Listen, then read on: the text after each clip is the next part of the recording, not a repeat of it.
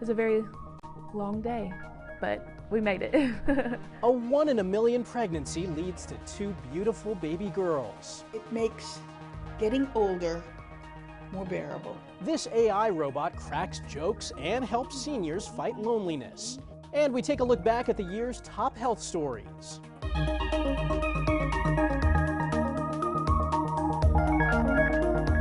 Welcome to Eye on Health, where we focus on stories that affect your physical and mental well-being. I'm Michael George. We begin with a rise in the 3 common respiratory viruses. CDC data shows there were 219,000 combined emergency room visits for COVID-19, flu, and RSV nationwide in the week ending just before Christmas. That's up 38,000 from the week before, and the largest week-to-week increase since November of 2022. Influenza accounts for more than half of all ER visits caused by the 3 viruses, though for seniors, COVID is the biggest culprit. I wouldn't say that the strains of COVID or flu are any stronger than usual. They're all terrible. They can make you feel just awful. They can lead to infections that are so severe that you wind up in the hospital. A fast-spreading COVID variant called JN1 has been labeled a variant of interest by the World Health Organization, which says even though JN1 is better at evading our immune systems, the latest vaccine is still likely to be effective. Did you make your New Year's resolution yet? According to one survey, more than a third of Americans make one, and the top resolutions are health-based. Bradley Blackburn has tips on how you can keep them in 2024.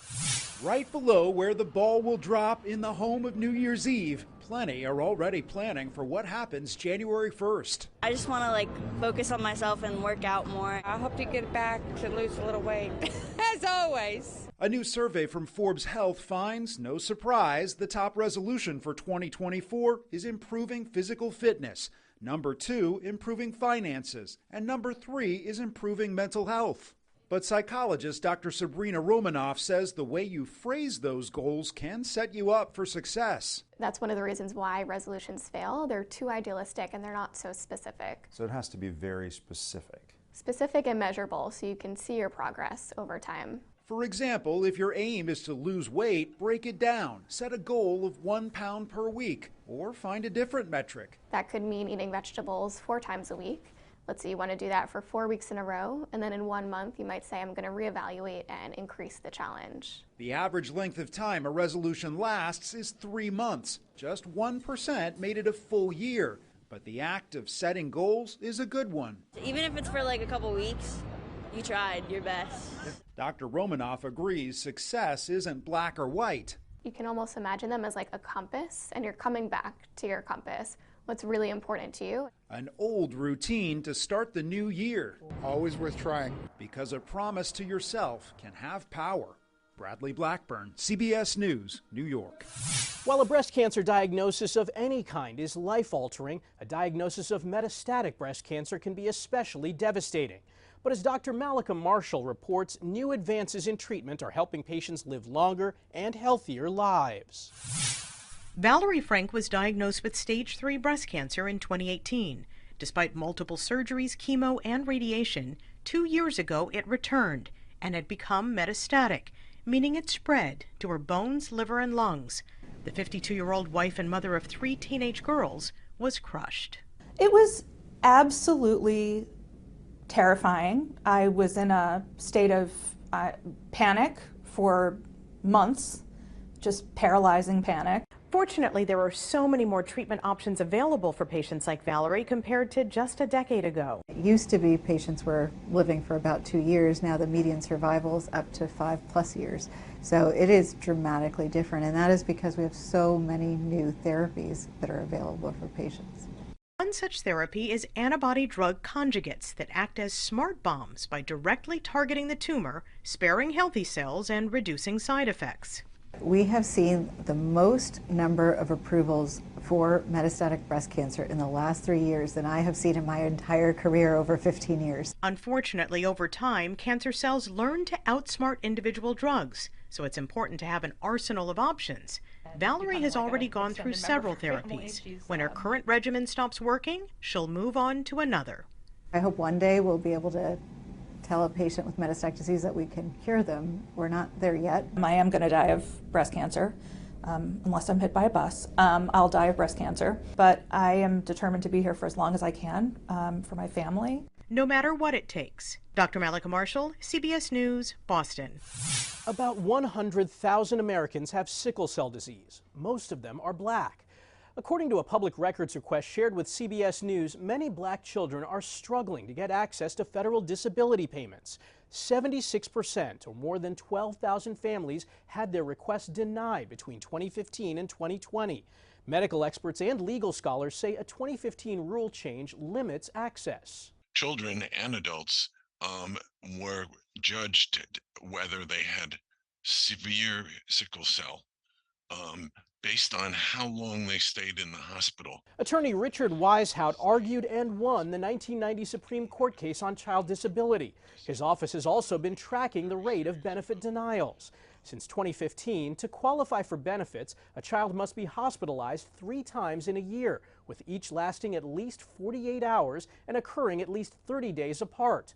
Wisehout says children can be discharged early, either to return to their parents or because insurers were encouraging it. All of those factors gave the false impression that those children weren't disabled, when in fact they have a very serious condition that can result in blindness, all sorts of organ malfunctions, and even young children can wind up getting a stroke. Almost 1,500 children who would have qualified for benefits under the old standards had been rejected under the new requirements. New research has identified 15 risk factors for young-onset dementia, challenging the notion that it's only caused by genetics. To learn about what these factors are, we spoke with study co-author David Llewellyn. He's also a professor of clinical epidemiology and digital health at the University of Exeter Medical School. First off, thanks for joining us. I want to ask about young-onset dementia because I think there's a perception that this only impacts older individuals. But if you can explain what is young-onset dementia? Well, simply put, young-onset dementia is just a case of dementia that occurs when people are younger than 65. So many people are actually affected even in their 30s, 40s, 50s, and early 60s. And there are different types of early onset dementia, but what unites them is just that it happens unusually early. What are some of the factors or health issues that can lead to young onset dementia? We've found a very wide range of factors, everything from markers of the blood supply to the brain, like stroke and orthostatic hypertension, other conditions like diabetes, lifestyle factors like alcohol intoxication, and vitamin D levels, which is a marker of people getting outside and being exposed to sunlight, and also social isolation and depression. So there's a real mix of factors and a wider range of factors than I think we expected to find. How does this latest research influence how we approach and treat early onset dementia? Well, I think it's just one piece of evidence, but taken together with what we already knew, it suggests that dementia in general is maybe a bit more preventable than we previously believed. So if many cases of early onset dementia are influenced by these risk factors, then if we can change these risk factors, it might be possible to help individuals, or it might be possible to help whole societies. So in a way, it's cause for optimism. Well, it's some very interesting research. Thanks so much for taking the time. We appreciate it. My pleasure. Thank you very much, Michael. An Alabama woman had a 1 in a million pregnancy. Kelsey Hatcher gave birth to 2 healthy twin girls, Roxy Layla on December 19th and Rebel Lakin on December 20th. It was a very long day, but we made it. While the separate birthdays are unique enough, that's not what makes this so rare.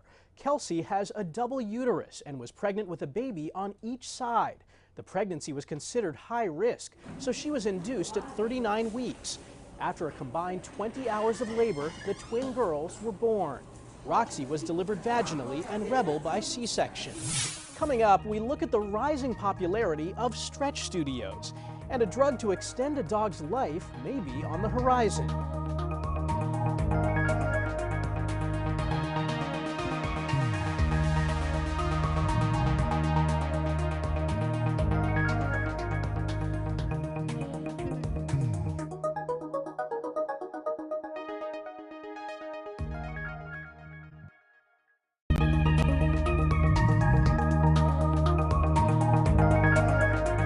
Welcome back.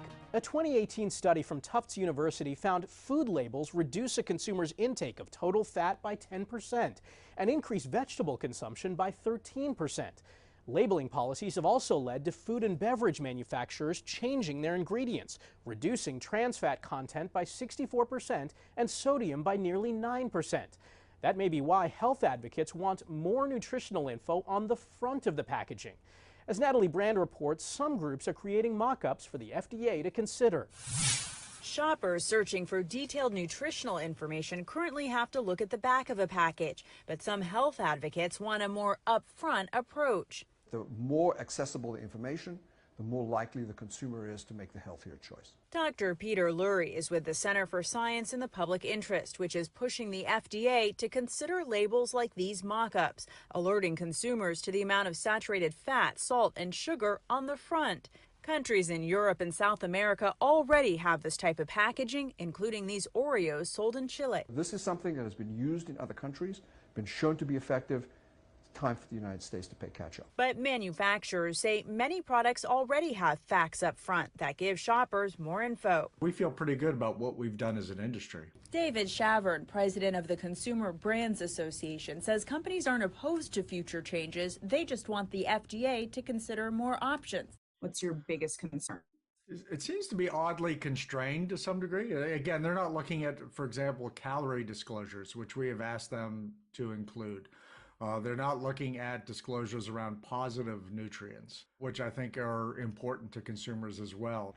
Shopper Carolyn Moss says the labels under consideration would probably lead her to healthier choices. I think them putting that right on the front of the package would prevent me from buying a lot of things that I typically would buy. So kind of ignorance is bliss. Nat Baldino isn't sold on the idea. I don't think it'll make much of a difference. The FDA is still researching the labels. Health groups who support the change hope for a decision next year. Natalie Brand, CBS News, Washington. Owning a pet can help offset some verbal issues that happen to older adults who live alone. A study in JAMA Network Open finds pet ownership slows the decline of verbal memory and verbal fluency, and may also slow cognitive decline. And now there may soon be a way to give yourself an extra few years of that important companionship. A medication to extend a dog's life has received conditional approval by the FDA. Sure, we want our dogs to live longer. What we really want, though, is for them to be healthy as long as possible. Veterinarian Brennan McKenzie of San Francisco startup Loyal says their drugs target the underlying causes of aging. So our approach is to look at the basic mechanisms of aging and say, what could we target there to slow the whole process down and try to prevent as many of those diseases and give as much healthy life to dogs as we can. The company hopes to receive full FDA approval in 2025 and have it ready for distribution as quickly as possible. The Surgeon General declared loneliness an epidemic in May. Now, artificial intelligence is hoping to provide some support. An Israeli-based company created a robot called LEQ for seniors here in the U.S. Just like Siri and Alexa, it tells users the weather and provides reminders. But unlike those voice assistants, LEQ initiates conversations and provides wellness checks. It can even tell jokes. I get a lot of smiles from her, which is what life is all about, and it makes getting older more bearable. Deanna DeZern says she tells things to LEQ that she won't even say to her own daughters. I can just open the floodgates. I can cry. I can giggle. I can act silly. Social service workers say human interaction is the best way to combat loneliness. But LEQ fills the gap when that interaction is not available. There's nothing more frustrating than taking time off from work and then getting sick. Maybe it happened to you during the holidays this year. Clinical psychologists call it leisure sickness. It's often caused by work or family-related stress. It's more common in women than men, and symptoms seem to improve once a normal schedule resumes. Some of the anxieties that are pushed aside during busy times at work can kind of creep up. Dr. Susanna Hills is a pediatric airway surgeon and assistant ENT professor at Columbia University Medical Center. She says preparing for the time off can help. Thinking about how you're going to spend your downtime and making plans that feel restful, that feel helpful to you. For winter vacations, Dr. Hills also recommends getting vaccinated against viruses like COVID and the flu, and do so several weeks in advance so the body can develop antibodies. Stretch studios have been popping up across the country over the last several years. It's a boutique health trend people of all ages and flexibilities are taking part in.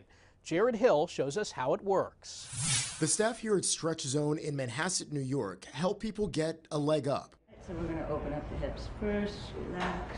This practitioner-assisted stretch therapy studio loosens up clients from head to toe, regardless of age or flexibility.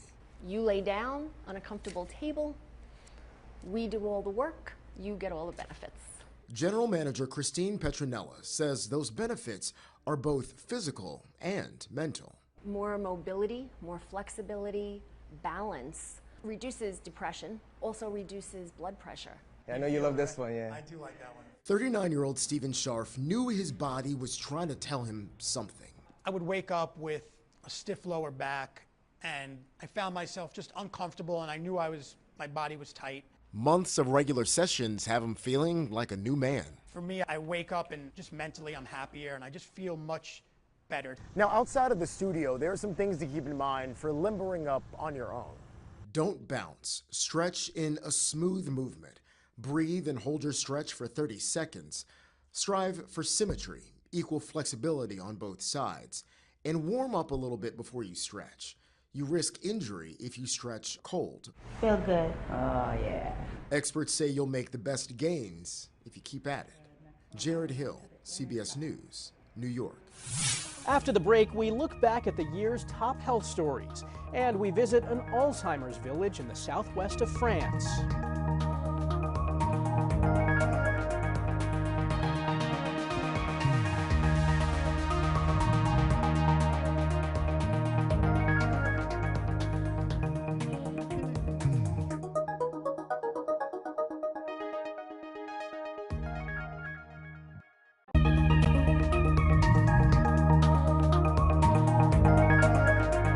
Welcome back.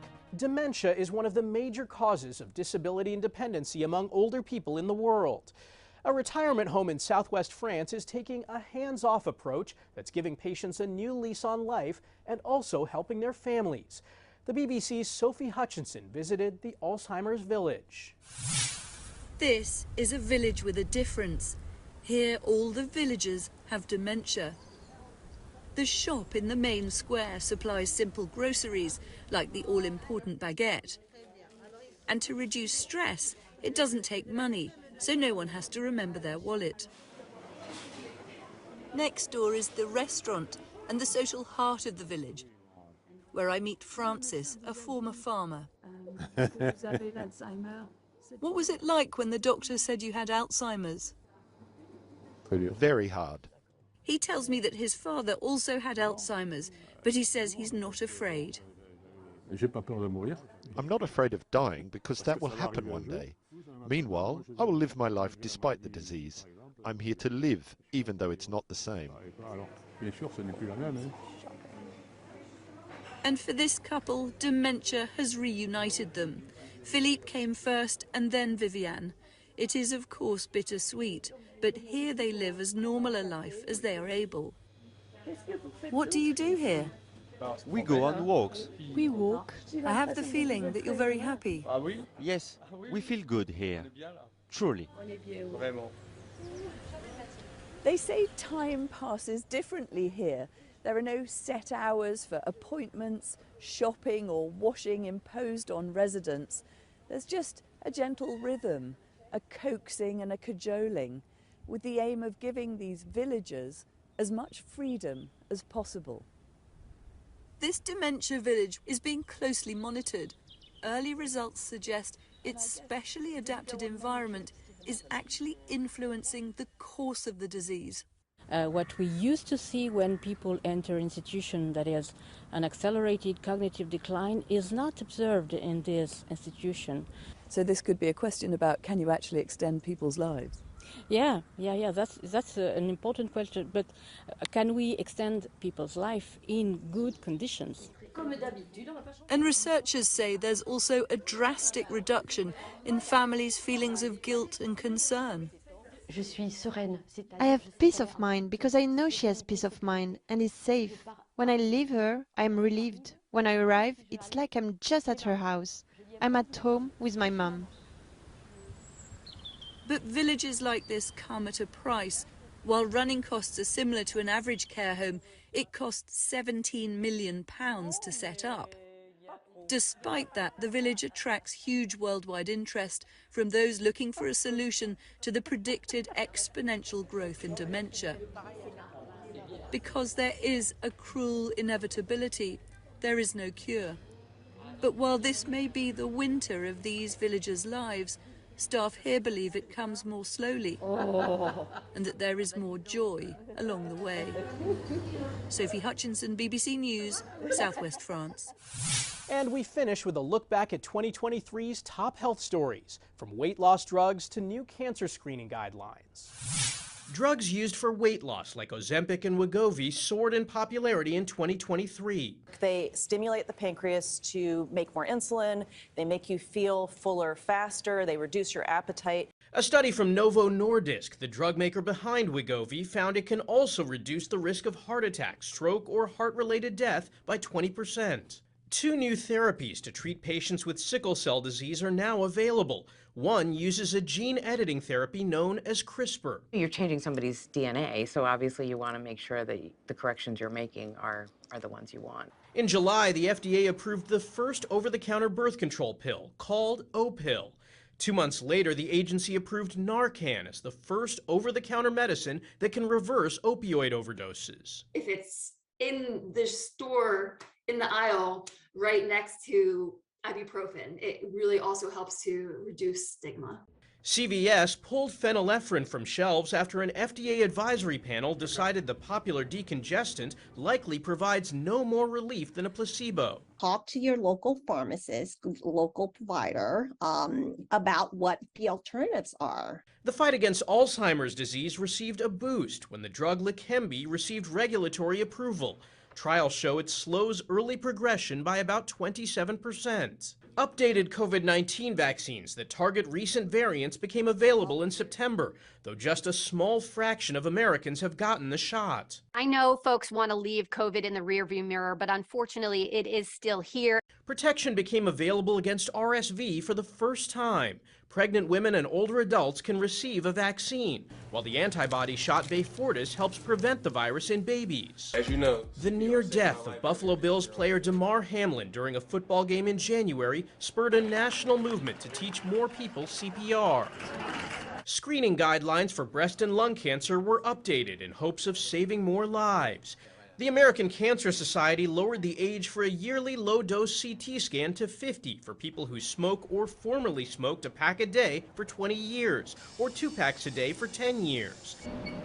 And the U.S. Preventive Services Task Force now says women should begin regular mammograms at the age of 40 rather than 50. That's this week's Eye on Health. I'm Michael George. Thanks for joining us, and be well.